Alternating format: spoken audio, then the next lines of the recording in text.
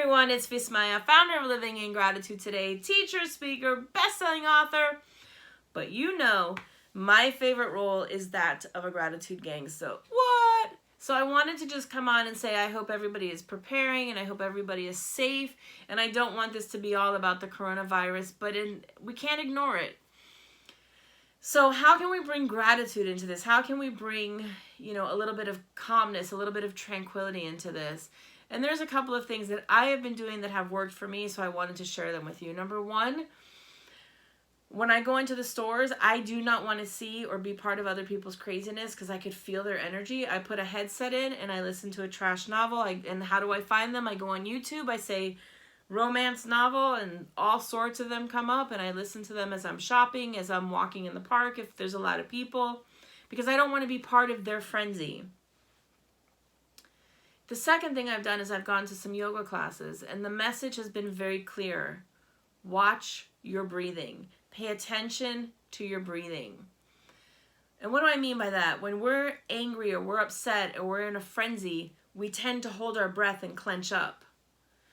When we are consciously breathing, and I say consciously because when we breathe, that's something that's automatic. Conscious breath means that I am paying attention to the breath I'm taking right now. So maybe for me what works is I inhale for 4, I hold for 4, I exhale for 4. I inhale for 4, I hold for 4, I exhale for 4. That has been something that's been very powerful because I feel it the instant I do that.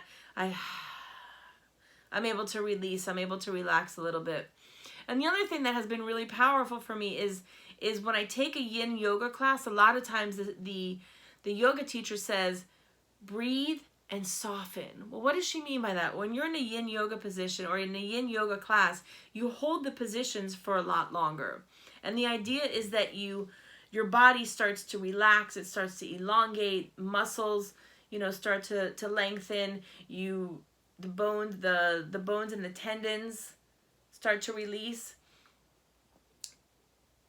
And I should say bones and ligaments. I just got confused right now. Bones go with ligaments, yes, and muscles go with tendons. So all of it starts to elongate and release. And you hold that position, but the way you do it is you breathe into it, right? You breathe into it. So if my back, and she'll say, breathe into the space that hurts, or breathe into the space that you feel tense, or breathe into the area that's giving you stress.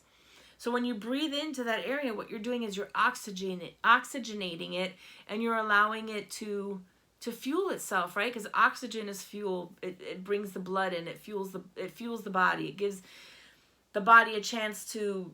The blood circulates is what I'm trying to say. So when the blood circulates, it fuels the muscles and it fuels the body. And it's the same thing when we're going into that space and we're feeling, breathe into it. And don't, again, we talk about this before, don't ignore what's going on. Don't ignore the feelings that you're having. If you're feeling stressed or upset or you can't find supplies, don't ignore that because that's real. But when you're noticing that you're clenching up and you're holding everything in, allow yourself to breathe. Because when you're clenched up like this, you can't allow anything in. There's no way to find solutions. But when you inhale and you open yourself up, there's a place for all sorts of solutions. And if there's something that you can't find, if there's something that you need, please reach out to me, reach out to our community, because maybe somebody in another area of town or another state can find it for you and we can send it to you. So again, this is about being in community, and it's about really creating something different so that we're not part of the masses who are freaking out. And I know that some of you are in precarious situations right now, and I'm not making light of it, but what I do want to do is give you ways to deal with it and to ease into it. I know a lot of people are talking about now it's time that we have, if we're staying home, what are some of the projects that we wanted to take on? What are some of the things that we wanted to do? There are museums that are offering tours, virtual tours that you could check out if you've never done that. If you have children, there are art classes that are free art classes that are happening online so that when your kids are off of school this week, they have something to do.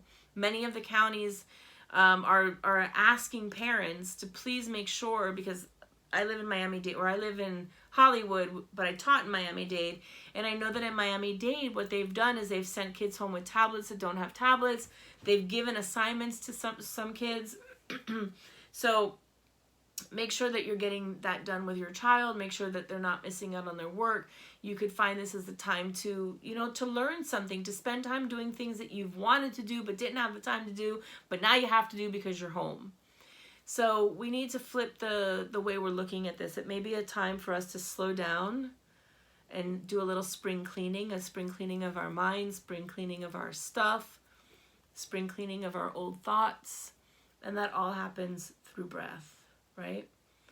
And then when you find the items that you need, thank you for, or I'm grateful I have the toilet paper, or I'm grateful I found the beans, or I'm grateful I found rice, or whatever it is that you found that you need, really look at it and give gratitude to it and express your gratitude to it. And I would love to hear what you're doing to stay out of the craziness, or how you're dealing with the craziness. Please share in our Facebook group. This is about building community. It's about building a positive community where people are able to really tap in to what works for them, so that we can release all of that other stuff that doesn't. So I love you. Thank you for being part of this movement. Again, stay safe. If there's anything I can do to support you, reach out to me, and I will talk to you again on Wednesday.